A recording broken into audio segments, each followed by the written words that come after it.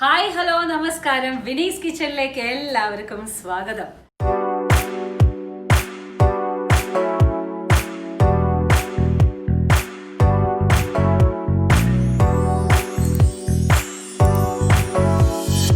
അപ്പോൾ രാമശ്ശേരി ഇഡ്ലിപ്പൊടി എല്ലാവരും ഉണ്ടാക്കി, എല്ലാം സ്റ്റോക്ക് ഉണ്ടല്ലോ, എല്ലാം റെഡി ആണല്ലോ.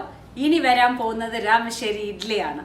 ഓക്കെ, ആസ് പ്രോമിസ്ഡ് എല്ലാവർക്കും ചെയ്യാൻ പറ്റുന്ന പോലെ തന്നെയാണ് കാണിക്കുന്നത്.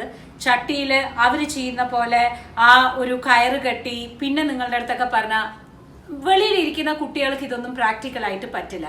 അതുകൊണ്ട് തന്നെയാണ് എനിക്ക് ഇത്രയും സമയം എടുത്തത് ആ ഒരു രാമശ്ശേരി ഇഡ്ലിയുടെ പ്രോസസ്സ് നിങ്ങൾക്ക് കാണിച്ചു തരാൻ. ബിക്കോസ് എല്ലാവർക്കും പറ്റുന്ന പോലെ ആ രുചി എന്നാൽ കിട്ടും വേണം, ആ ഒരു ലെവലിലേക്ക് വേണം നമുക്ക് എപ്പോഴും കാണിച്ചു കൊടുക്കാൻ എന്നുള്ളൊരു കോൺസെപ്റ്റ് ആയിരുന്നു ഇത്. ഇപ്പം ഞാൻ ചെയ്യുന്നത് ഒരു സ്റ്റീമറിലാണ്. പക്ഷേ നിങ്ങൾക്ക് അത് ഏത് സ്റ്റീമറിൽ വേണമെങ്കിലും നമുക്ക് ആക്കാം. അത് നോർമലായിട്ട് ഒരു തുണി വിരിച്ചിട്ട് നിങ്ങൾക്ക് ചെയ്താൽ മതി. ഓക്കെ, നമുക്ക് ചെയ്യാം രാമശ്ശേരി ഇഡ്ലി.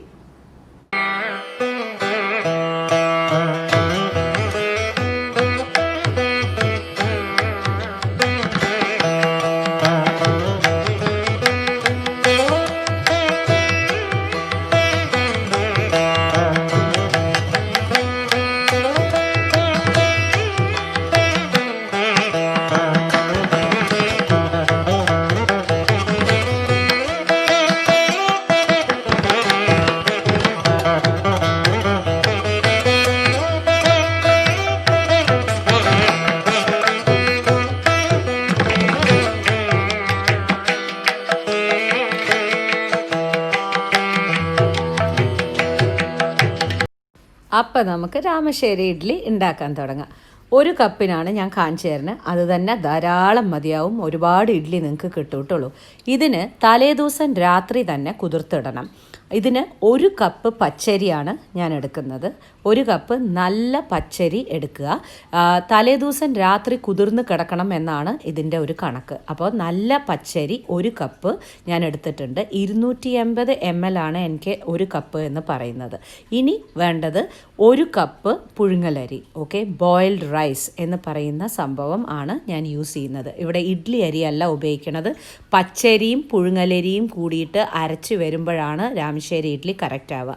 അപ്പോൾ ഒരു കപ്പ് പച്ചരി, ഒരു കപ്പ് ബോയിൽഡ് റൈസ് പുഴുങ്ങലരി എടുത്തിട്ടുണ്ട്. ഇതിലൊരു കോംപ്രമൈസ് ഇല്ലാട്ടുള്ളൂ. ഇഡ്ഡലി അരി ഉപയോഗിച്ചോട്ടെ എന്ന് ചോദിച്ചാൽ ഞാൻ വേണ്ടാന്നേ പറയുള്ളൂ. ബിക്കോസ് പുഴുങ്ങലരിയും പച്ചരിയും ആയിട്ടുള്ള ലെവലിലേക്ക് കലരി തന്നെ വേണം. അടുത്തത് ഇനി നമുക്ക് വേണ്ടത് ഈ ഒരു കപ്പ് പച്ചരിയും ഒരു കപ്പ് പുഴുങ്ങലരിക്കും നമ്മൾ എടുക്കാൻ പോകുന്നത് അര കപ്പ് ഉഴുന്നാണ്. ഓക്കെ, അര കപ്പിൻ്റെ കപ്പിൽ കറക്റ്റായിട്ട് മെഷർ ചെയ്തോളൂ. അര കപ്പ് ഉഴുന്ന്. ഇതിൻ്റെ കൂടെ തന്നെ നമ്മൾ ഇടാൻ പോകുന്നത് ഉലുവയാണ്. അപ്പോൾ ആ ഉലുവ ഒരു ടേബിൾ സ്പൂൺ. ഓക്കെ, ടീസ്പൂൺ അല്ല, ഒരു ടേബിൾ സ്പൂൺ ആണ് നമുക്ക് ഉലുവ വേണ്ടത്. ഈ കണക്കുകളൊക്കെ എന്തിനാണ് കൃത്യമായിട്ട് പറയണമെന്ന് വെച്ചാൽ ആ ഒത്തൻറ്റിക് ആയിട്ടുള്ള ടേസ്റ്റ് നിങ്ങൾക്ക് കിട്ടാൻ വേണ്ടിയിട്ടാണ് പറയണത്. ഇനി ഇതെല്ലാം തന്നെ കഴുകി നമുക്ക് വെള്ളത്തിൽ കുതിർത്തിട്ട് രാത്രി ഫുള്ളായിട്ട് നമുക്ക് കുതിർത്ത് വെക്കാം. ഈ രാത്രി കുതിർക്കുന്നത് ഇതിൽ വളരെ ഇമ്പോർട്ടൻ്റ് ആണ്. അപ്പോൾ ഉഴുന്നും ഉലുവയും വേറെ കുതിർത്തു, നമ്മൾ അരിയും വേറെ കുതിർത്തു. ഓക്കെ, ഇപ്പോൾ രാവിലെയാണ്. രാവിലെ ഇത് കംപ്ലീറ്റ് ആയിട്ട് കുതിർന്ന് നീറ്റായിട്ട് ഇരിക്കുന്നുണ്ട്. ഇനി നമുക്ക് എന്താ ചെയ്യേണ്ടതെന്ന് വെച്ചാൽ ആ വെള്ളം, കുതിർത്ത് വെച്ചിരിക്കുന്ന വെള്ളം ഇത്രയൊന്നും നമുക്ക് ആവശ്യമില്ല. അരയ്ക്കാൻ പാകത്തിനുള്ള വെള്ളം എടുത്തിട്ട് നമുക്ക് അരയ്ക്കാം. ഞാനിവിടെ ഒരു മിക്സർ ഗ്രൈൻഡറാണ് യൂസ് ചെയ്യുന്നത്. ഇതിലാണ് ഞാൻ അരി ഉഴുന്ന് അരയ്ക്കാറുള്ളത്. അപ്പോൾ അതിലേക്ക് കുറച്ച് വെള്ളത്തോട് കൂടിയിട്ട്, വളരെ കുറച്ച് വെള്ളമേ ഉള്ളൂ, അതിൽ ഞാൻ ഉഴുന്നാണ് ആദ്യം അരയ്ക്കണം. ഉഴുന്നും ഉലുവയും കൂടിയിട്ട് ആദ്യം നമുക്ക് അരച്ചെടുക്കാം. ഇതിനെ നല്ല സോഫ്റ്റായിട്ടുള്ള ലെവലിലേക്ക് തന്നെ നമുക്ക് അരച്ചെടുക്കണം. നിങ്ങൾ ഗ്രൈൻഡറിൽ അരച്ചോളൂ, കുഴപ്പമില്ല. എൻ്റെ അടുത്ത് ഗ്രൈൻഡർ ഇല്ല, അതുകൊണ്ടാണ് ഞാൻ മിക്സർ ഗ്രൈൻഡറിൽ അരയ്ക്കുന്നത്. അപ്പോൾ നല്ല സോഫ്റ്റായിട്ടുള്ള ഉഴുന്ന് നമുക്ക് അരച്ച് കറക്റ്റായിട്ട് കിട്ടിയിട്ടുണ്ട്. അപ്പോൾ ഇതുപോലെ ആയിരിക്കും നിങ്ങളുടെ ഉഴുന്ന് അരച്ച് കിട്ടേണ്ടത്. ഓക്കെ, അപ്പോൾ തലേ ദിവസം കുതിർക്കേണ്ട പ്രോസസ്സ് മറക്കരുത്. അല്ലാണ്ട് 4 മണിക്കൂർ കുതിർക്കുക, 2 മണിക്കൂർ കുതിർക്കുക, 6 മണിക്കൂർ കുതിർക്കുക, അതല്ല. തലേ ദിവസം കുതിർക്കണം. അരിയും ഉഴുന്നും കുതിർത്തേ പറ്റൂ. ഇപ്പോൾ ഉഴുന്നിൻ്റെ ഇത് എങ്ങനെയാണ്? വളരെ സോഫ്റ്റായിട്ട് പശുപ്പോട് കൂടിയിട്ടുള്ള പശ പശപ്പോട് കൂടിയിട്ടുള്ള കൺസിസ്റ്റൻസി ആയിരിക്കും ഈ ഉഴുന്നിന് ഉണ്ടാവുക. അതാണ് കറക്റ്റായിട്ടുള്ള ആ ഒരു പരുവം എന്ന് പറയുന്നത്. നല്ല പശപ്പായിരിക്കും ആ ഉഴുന്നിന്. ഓക്കെ, നല്ല സോഫ്റ്റ് സ്മൂത്ത്, ഒരു തരിയും കൂടി പാടില്ല. ഇനി അടുത്തത് നമുക്ക് അരിയാണ് അരയ്ക്കേണ്ടത്. ഇതേപോലെ ആ അരിയുടെ വെള്ളത്തിനെ ഞാൻ മാറ്റി വയ്ക്കുന്നു. എന്താ വെച്ചാൽ ഓവറായിട്ട് വെള്ളം വേണ്ട നമുക്ക്. അപ്പോൾ പാകത്തിനുള്ള വെള്ളം മാത്രം നിർത്തിക്കൊണ്ട് ആ അരി കുറച്ചെടുത്തിട്ട് ഞാൻ എൻ്റെ മിക്സർ ഗ്രൈൻഡറിൽ ഇട്ടിട്ട് അരിയും കൂടിയിട്ട് ഞാൻ സോഫ്റ്റായിട്ട് അരച്ചെടുക്കാൻ പോവാണ്. മിക്സി കഴുകിയിട്ടൊന്നുമില്ല. എന്താ കാര്യം വെച്ചാൽ ഇതിൽ തന്നെ നമ്മൾ അരയ്ക്കാൻ പോണത്. അതുകൊണ്ട് ഞാൻ അതിലേക്ക് തന്നെ അരിയെ ഇട്ടിട്ട് അരയ്ക്കാൻ പോവാണ്. ഇതേപോലെ പ്രോസസ്സ് നിങ്ങൾ ഗ്രൈൻഡറിൽ ചെയ്തോളൂ, വിരോധമില്ല കേട്ടോളൂ. അപ്പോൾ അസലായിട്ട് അരച്ചെടുത്ത് കഴിഞ്ഞിട്ടുണ്ടെങ്കിൽ നിങ്ങൾക്ക് അരിയും ഇതുപോലെ തന്നെ നന്നായിട്ട് അരഞ്ഞ് നല്ല ഒരു സോഫ്റ്റായിട്ടുള്ള ഒരു ബാറ്ററായിട്ട് നിങ്ങൾക്ക് കിട്ടും. അപ്പോൾ ഇനിയിപ്പോൾ നമ്മുടെ അരി കറക്റ്റായിട്ട് അരഞ്ഞു കഴിഞ്ഞു, നമ്മുടെ ഉഴുന്ന് കറക്റ്റായിട്ട് അരഞ്ഞു കഴിഞ്ഞു. അരി നോക്കിക്കോളൂ, നല്ല സോഫ്റ്റ് കൺസിസ്റ്റൻസി, നോ തരിതരിപ്പ് അറ്റ് ഓൾ. ഓക്കെ, നല്ല സോഫ്റ്റ് ആയിരിക്കണേ, അത്രയും നല്ലതായിട്ട് അരയ്ക്കണം. ഇനി നമ്മുടെ എന്താ വേണ്ടത് വെച്ചാൽ ഉഴുന്ന് വേറെ അരച്ച് വെച്ചിട്ടുണ്ട്, അരി വേറെ അരച്ച് വെച്ചിട്ടുണ്ട്. ഇനി നമുക്കിത് കമ്പൈൻ ചെയ്യാം. നമ്മുടെ ഇഡ്ലിയുടെയൊക്കെ അതേ പ്രോസസ്സ് തന്നെയാണ്. പക്ഷേ എന്നാലും ഇതിൽ വ്യത്യാസം വരണത് എന്താണെന്ന് വെച്ചാൽ ഇനി ലേശം ഉപ്പിട്ടിട്ട് നമുക്ക് കൈ കൊണ്ട് ഒന്ന് കലക്കി വെക്കണം. ദയവ് ചെയ്തിട്ട് കൈകൊണ്ട് തന്നെ കലക്കി വെക്കുക. എന്താ കാരണം എന്ന് വെച്ചാൽ ഇത് പുളിപ്പിച്ച് ഭയങ്കരമായിട്ട് നമ്മൾ പുളിപ്പിക്കാനൊന്നും പോകുന്നില്ല. അതിന് പകരം എക്സാക്ട്ലി 8 hours, കറക്റ്റ് 8 മണിക്കൂർ കൂടുതലാവരുതേ, അതാണ് അതിൻ്റെ പുളിപ്പിൻ്റെ കണക്ക്. അപ്പോൾ ഇത് ഞാൻ മിക്സ് ചെയ്തിട്ടുണ്ട്. ഇനി 8 മണിക്കൂർ അലാറം വെച്ചോളൂ ഫോണിൽ. കറക്റ്റ് 8 മണിക്കൂർ കഴിയുമ്പോൾ ഇതുപോലെ നിങ്ങൾക്ക് ഉണ്ടാവും. 8 മണിക്കൂർ പുളിച്ചതിന് ശേഷം നിങ്ങളുടെ മാവ് നോക്കുകയാണെന്നുണ്ടെങ്കിൽ ലേശം പൊന്തിയിട്ട് ആ മയം ആ നല്ല മയത്തോട് കൂടിയിട്ട് നല്ല ഒരു മാവായിട്ട് നിങ്ങൾക്ക് മാറിയിട്ടുണ്ടാവും. എന്താണ് ഈ 8 മണിക്കൂറിൻ്റെ രഹസ്യം? അതാണ് രാമശ്ശേരിയുടെ പ്രത്യേകത. ബിക്കോസ് അവർ പുളിപ്പിച്ച് കൊളാക്കാറില്ല, ഭയങ്കരമായിട്ട് പൊങ്ങി വഴിഞ്ഞ് അങ്ങനെയൊന്നും ആവാറില്ല. അതുകൊണ്ട് ഇനി അസലായിട്ടൊന്ന് പതുക്കെ ഇളക്കിയിട്ട് നമുക്കിനി സെറ്റ് ചെയ്യാം. ഇപ്പം ഞാൻ ചെയ്തിരിക്കുന്നത് ഇഡ്ലി ചെമ്പിനെ കമത്തി വെച്ചിരിക്കുകയാണ്, ഇഡ്ലി തട്ട് കമത്തി വെച്ചിരിക്കുകയാണ്. എൻ്റെ കയ്യിലുള്ളത് ഒരു തുണി എടുത്തിട്ട് ഒരു ബാംബൂ സ്റ്റീമറാണ്.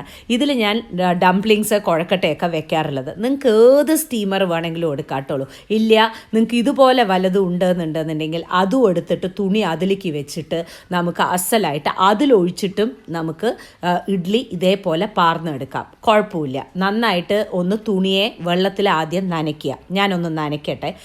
ഞാൻ നനച്ചിട്ട് നിങ്ങൾക്ക് കാണിച്ചു തരാം. നനച്ച് കഴിഞ്ഞതിന് ശേഷം ഈ തുണിയെ നിങ്ങൾക്ക് ഈ ചെറിയ എന്താണ് പറയുക, ഈ മുളയുടെ ഈ ഒരു സംഭവത്തിൽ വെച്ചിട്ട് അവരെ സംബന്ധിച്ചിടത്തോളം അവർ അതിൽ കയറ് കെട്ടിയിട്ടും വലട ഇത് കെട്ടിയിട്ടുമാണ് അവർ ചെയ്യണത്. എല്ലാ കുട്ടികൾക്കും ഇത് പറ്റിയെന്ന് വരില്ല. ഇതിപ്പോൾ എല്ലാവരുടെയും ഉണ്ടാവണ സംഭവമാണ്. അല്ല നിങ്ങൾക്ക് സ്റ്റീമറിൽ വെറുതെ തുണി വിരിച്ചാലും കുഴപ്പമൊന്നുമില്ല. ഇപ്പോൾ ഇതിൽ ഇങ്ങനെ വിരിച്ചിട്ട് വേറൊരു സംഭവം കൊണ്ട് ഇങ്ങനെ അടച്ചിട്ട് വേണമെങ്കിലും നിങ്ങൾക്ക് ഇഡ്ഡലി ഉണ്ടാക്കാം. ഞാനിപ്പോൾ ഇഡ്ഡലി ചെമ്പ് അസലായിട്ട് ചൂടാക്കാൻ വെച്ചിട്ടുണ്ട്.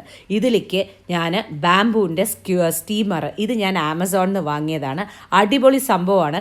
എന്താണ് ഈ രാമശ്ശേരി ഇഡ്ഡലിക്ക് കുറച്ചും കൂടി പ്രത്യേകത എന്ന് വെച്ചാൽ ആ മരത്തിൻ്റെ ഇതിൽ ഇരുന്നിട്ട് അത് വേവുന്ന സമയത്ത് അതിൻ്റെ ആ മരത്തിൻ്റെ മണവും കൂടി കലർന്ന് വരുമ്പോൾ നല്ല സുഖമാണ് അത് കഴിക്കാൻ. ഇതിപ്പോൾ ഞാൻ ആ തുണി അതിലേക്ക് വിരിച്ചിട്ടുണ്ട് കേട്ടോളൂ.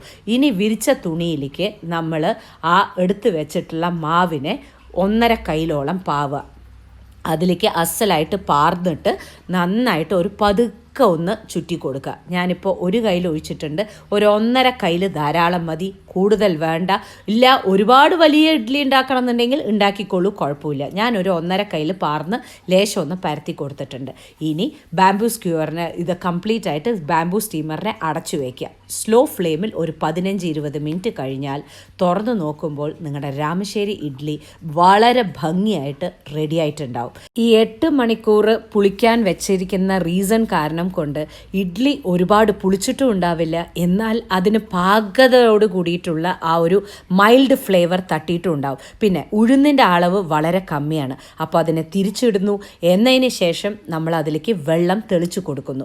വെള്ളം തെളിച്ച് കൊടുത്തിട്ട് പതുക്കെ നിങ്ങൾ ആ തുണി എടുക്കുന്ന സമയത്ത് അടിപൊളിയായിട്ട് ആ അച്ചോട് കൂടിയിട്ട് എന്താ പറയുക, ആ ബാംബൂ സ്റ്റീമറിൻ്റെ അച്ചോട് കൂടിയിട്ട് അസലായിട്ടുള്ള രാമശ്ശേരി ഇഡ്ഡലി റെഡി.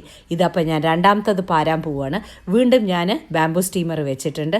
അതിലേക്ക് വീണ്ടും ഞാൻ തുണീനെ നന്നായിട്ട് കഴുകിയിട്ട് പിഴിഞ്ഞിട്ട് വീണ്ടും ഞാൻ അതിലേക്ക് വെക്കുകയാണ്. ഇതുപോലെ തന്നെ നിങ്ങൾ ഏത് സ്റ്റീമറിൽ വേണമെങ്കിലും ചെയ്തോളൂ. ഇനി ഇതിപ്പോൾ ഒന്നും പറ്റിയിട്ടില്ല എന്നുണ്ടെന്നുണ്ടെങ്കിൽ നിങ്ങൾക്ക് ഡയറക്റ്റായിട്ട് നിങ്ങളുടെ ഇഡ്ഡലിയിൽ തന്നെ നിങ്ങൾക്ക് പാരാം, കുഴപ്പമില്ല. പക്ഷെ ഒരു തുണിയിൽ ഇങ്ങനെ പാരുകയാണെന്നുണ്ടെങ്കിൽ നല്ലൊരു ടേസ്റ്റ് ആയിരിക്കും. ഏത് സ്റ്റീമർ വേണമെങ്കിലും എടുത്തോളൂ. ഒരു 1.5 കയ്യിൽ പാർന്നിട്ട് വീണ്ടും ഇതേമാതിരി ഒന്ന് പരത്തിയിട്ട് വീണ്ടും അടച്ചു കൊടുക്കുക. വളരെ സ്ലോ ഫ്ലെയിമിൽ ഒരു 15-20 മിനിറ്റ് ആയിക്കഴിഞ്ഞാൽ നിങ്ങളുടെ രാമശ്ശേരി ഇഡ്ഡലി റെഡി ആയിരിക്കും. ഇതുപോലെ ഒരു സാധനം നിങ്ങൾക്ക് വേണമെന്നില്ല. ഇനിയിപ്പോൾ ഏത് സ്റ്റീമർ ആണെങ്കിലും ഞാൻ പ്രത്യേകം പറയുന്നു, രാമശ്ശേരി ഇഡ്ഡലിക്ക് ഏത് സ്റ്റീമർ ആണെങ്കിലും നോ പ്രോബ്ലം.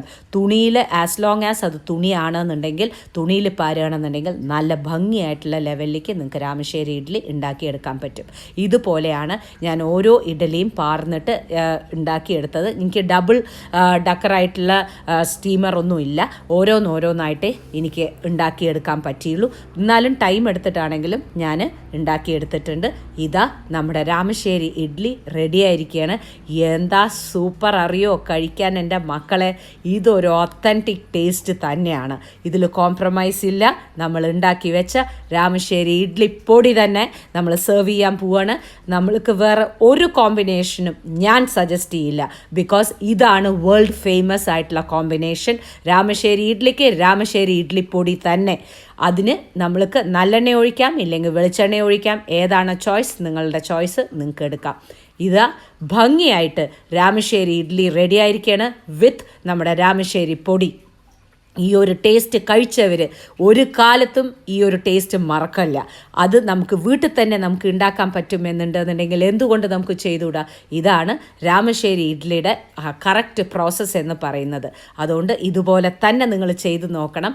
ഞാൻ നിങ്ങൾക്കൊരു പൊട്ടിച്ചിട്ട് അതിനു മുമ്പ് എണ്ണയൊക്കെ ചാലിച്ച് പൊടിയിൽ ചാലിച്ചിട്ട് ഇതിൻ്റെ ഫ്ലേവർ തന്നെ ആ കുരുമുളകും ജീരകവും കൂടി വരുമ്പോൾ ആ ചോപ്പ് അരിയും കൂടിയിട്ടല്ലേ അസ്സലായിരിക്കും. നന്നായിട്ട് ഒരു പൊട്ടിച്ച് ഇഡ്ഡലി പൊട്ടിച്ചിട്ട് അങ്ങോട്ട് മൂക്കിയിട്ട് കഴിച്ചാലുണ്ടല്ലോ ടേന്നുണ്ടാവും. ഉണ്ടാക്കി നോക്കിയിട്ട് പോസ്റ്റ് ചെയ്യാൻ മറക്കരുത് കേട്ടോളൂ. ബൈ.